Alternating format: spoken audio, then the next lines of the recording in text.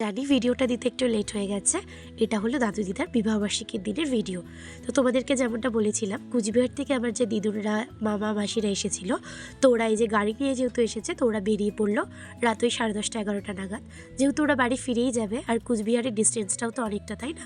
সেই জন্য তাড়াতাড়ি বেরিয়ে পড়লো। তারপর ওরা যাওয়ার পর আমার চ্যাংমারির দিদুনরাও বেরিয়ে পড়লো। তারপর এই যে আমাদের পাড়ার সবাই খেতে বসেছে ওই 11টা নাগাদ আর কি। তো এখানে নিবু আর প্রাচীও বসে পড়েছে। এই যে আরাধ্যা, পিউ সবাই বসেছে। এদিকে জলি আর সঞ্জিতামানিও ছিল। তো ওদের খাওয়া দাওয়া কেমন হচ্ছিলো সেগুলো দেখছিলাম। আর ওরা তো একবার খাচ্ছে, একবার হাই করছে। এই যে কাকু কাকিমণি সবাই বসেছে খেতে। তো পাড়ার লোকরা তো এখন বসানো হলো ওদেরকে। আর এই যে মামা আর মামিও বসেছে। তো মামা তো ভিডিওতে যাই হোক আসে, কিন্তু মামি কোনোদিনও আসে না। মামি ফার্স্ট টাইম ভিডিওতে এলো। তো এই হলো আমার মামি। তারপরে এই যে সবাই মামি, বড় মামিরা, মেসো, মামা সবাই গল্প করছে ঘরে বসে। আর বাইরে ওদিকে সবাই খাচ্ছে। তো ঋদ্ধিকে মা ধরলো এদিকে। তারপর ওদের খাওয়া হওয়ার পর আমরা বসলাম খেতে।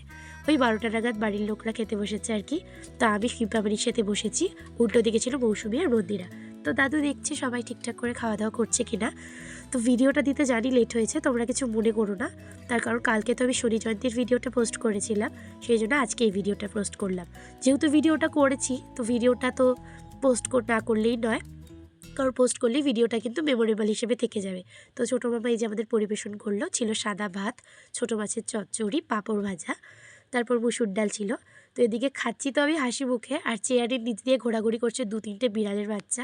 আর বিড়াল দেখে আমি এত ভয় পাই, তোমাদেরকে আর কি বলবো। আমি যে সেদিন কীভাবে খেয়েছিলাম আমি তোমাদেরকে জাস্ট বলতে পারবো না। তো তারপর এই ডাল ভাতটা দিয়ে খুব ভালো করে খেয়েছিলাম। এছাড়া ছিল বাটা মাছ, যেটা আমি খেতে পারিনি। সর্ষে পোস্ত দিয়েছিল, দেখেই বুঝতে পারছো।